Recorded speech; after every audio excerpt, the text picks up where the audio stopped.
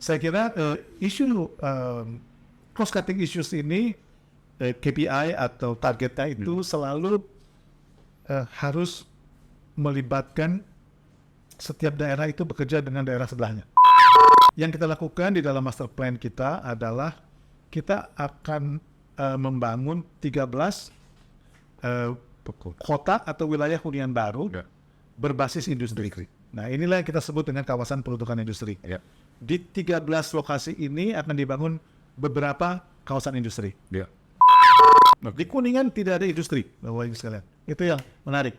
Kuningan kita akan arahkan menjadi the future of Ubud much better than Ubud. Kita punya Gunung Ciremai tertinggi di Jawa Barat, kita punya onsen. We are going to have hanya 40 menit, maksimum 1 jam dari airport kelas dunia terbesar kedua setelah Soekarno-Hatta.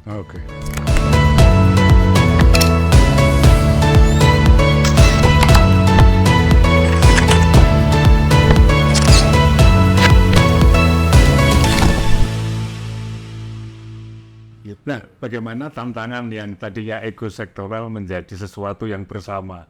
Ini tidak mudah menurut saya juga, tapi bagaimana kiat-kiatnya? Saya kira isu cross cutting issues ini KPI atau targetnya itu selalu harus melibatkan setiap daerah itu bekerja dengan daerah sebelahnya. Contoh misalnya penyediaan air bersih untuk keseluruhan wilayah harus melewati berbagai kota kabupaten ya. Kemudian keberadaan infrastruktur kelas dunia seperti airport Kertajati, gitu ya. Itu kan milik semua kabupaten kota, gitu ya. Kemudian contoh lain, pengurusan kesesuaian penataan ruang, ya untuk berbagai wilayah. Nah itu adalah cost cutting issues yang setiap sektor memerlukan pemecahannya, tetapi harus bekerja dengan sektor lain. Nah, disitulah kelembagaan ini menjadi berfungsi. Ya. Nah, lalu bagaimana kita mengembangkan wilayah Rebana ya sebagai sebuah wilayah besar dengan 10 juta orang yang akan dijadikan kutub pertumbuhan baru. Satu, kalau kita ingin menjadi kutub pertumbuhan baru bagi Jawa Barat, maka kita harus bisa memastikan 20 tahun, 30 tahun ke depan kita tumbuh di atas 7%. Minimum 7%. So we have to grow better than the rest of the province. Saat ini berapa kira-kira? Laporan kami di quarter 3, we are growing almost 5% ya, 4.7 gitu ya, di quarter 3. Jadi mudah-mudahan di quarter 4 ini laporannya belum keluar, 5-ish lah ya gitu ya. Nah, rata-rata nasional ya? Rata nasional. Nah, kemudian yang kita lakukan di dalam master plan kita adalah kita akan membangun 13 kota atau wilayah hunian baru berbasis industri. Nah, inilah yang kita sebut dengan kawasan peruntukan industri. Di 13 lokasi ini akan dibangun beberapa kawasan industri. Industri apa yang kira-kira cocok di daerah? Nah, ini sangat menarik. Jadi ada 3 market. Nah, kita kalau bicara pengembangan sektor bisnis dan industri yang akan berkembang, kita akan selalu bicara mengenai market. Ya, market pertama adalah market expansion. Ini adalah bisnis-bisnis yang berada di koridor Bekasi Cikarang yang sudah besar, gitu. Ekspansinya itu kesini bersama.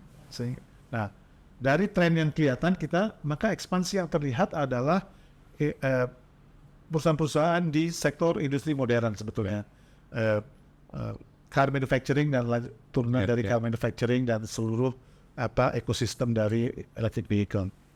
Market yang kedua yang besar adalah foreign direct investment. Jadi direct investment langsung. Nah, sebagian besar yang sudah inquiry ke kita ya adalah battery manufacturing, kemudian EV, modern modern warehouse, data center. Ya, jadi memang industri-industri baru yang memerlukan sebuah environment industri yang mumpuni, yang world class.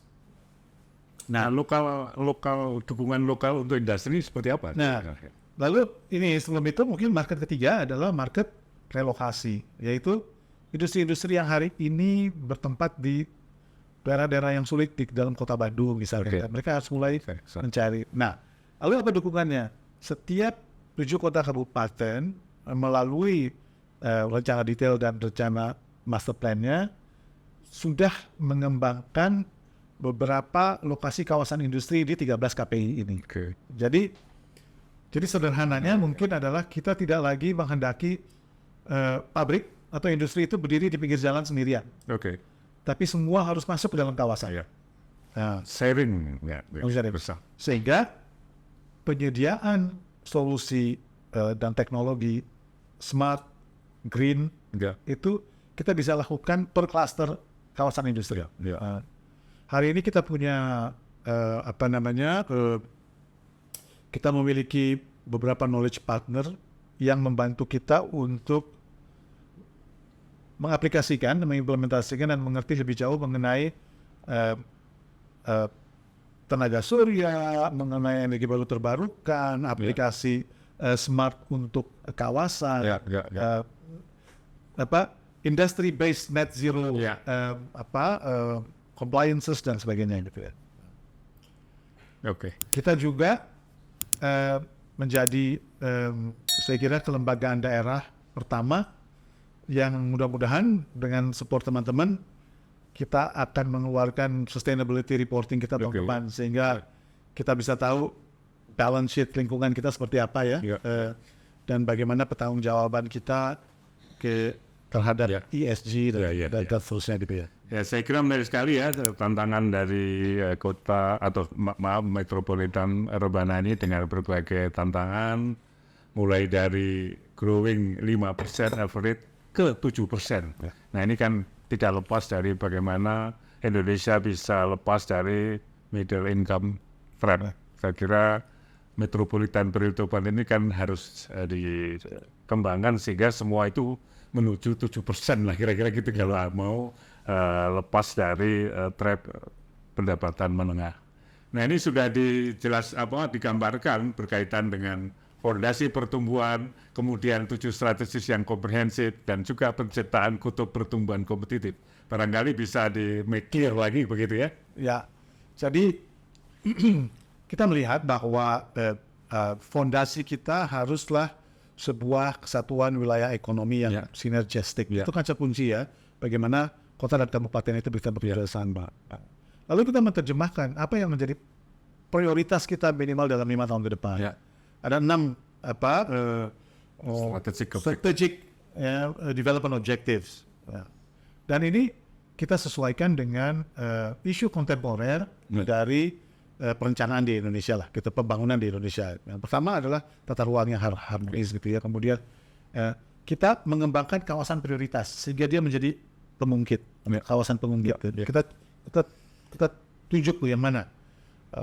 Dalam hal Rebana, kawasan pemungkit kita adalah kawasan Aerocity Kertajati, kawasan Pelabuhan Patimban, kemudian Kota Cirebon sebagai pusat komersial dan jasa, kemudian wilayah pariwisata dunia Kuningan.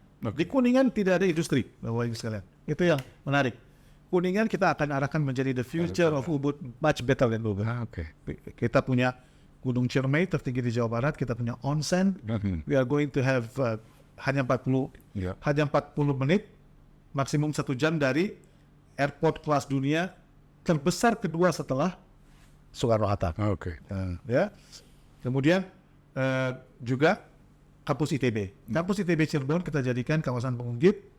World Bank sudah membantu kita untuk menyusun strategi revitalisasi ekonomi pasca COVID dengan membangun TOD nanti di Arjawinangun gitu ya. Nah, kemudian pertumbuhan ekonomi kita harus berkelanjutan.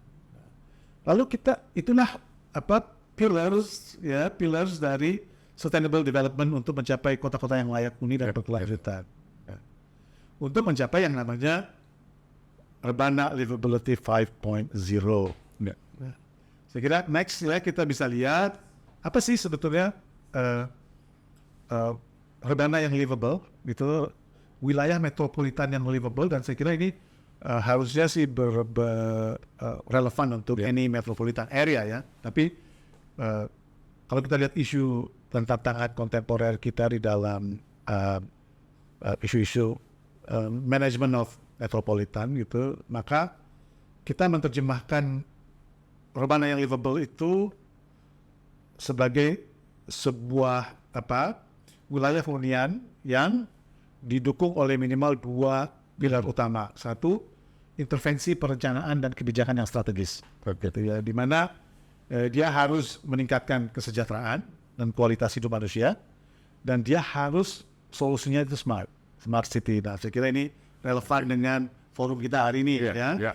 Lalu kota yang layak huni dan kota yang livable itu atau wilayah yang livable ini harus memperhatikan daya dukung dan kearifan lokal, sehingga kita tahu bagaimana kita akan mencapai target-target SDGs dan juga target-target industri yang ingin kita capai gitu. Kita tidak ingin lagi industri produktif ya.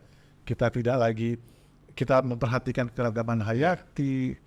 Bayangkan ada satu wilayah yang kita tidak akan kembangkan industri, padahal masyarakat banyak yang percaya bahwa satu-satunya kalau mau maju itu harus industri katanya, harus investasi. Padahal kalau kita kembangkan pertanian modern, mulai di Kuningan ya, nanti kita akan memakai teknologi satellite untuk carbon trading misalnya ya. Lalu kita ciptakan kawasan pariwisata baru untuk upmarket Japanese and Middle East market ya, itu saya kira luar biasa ya. Itu yang sedang kira-kira begitu Pak. Ya. Sama itu yang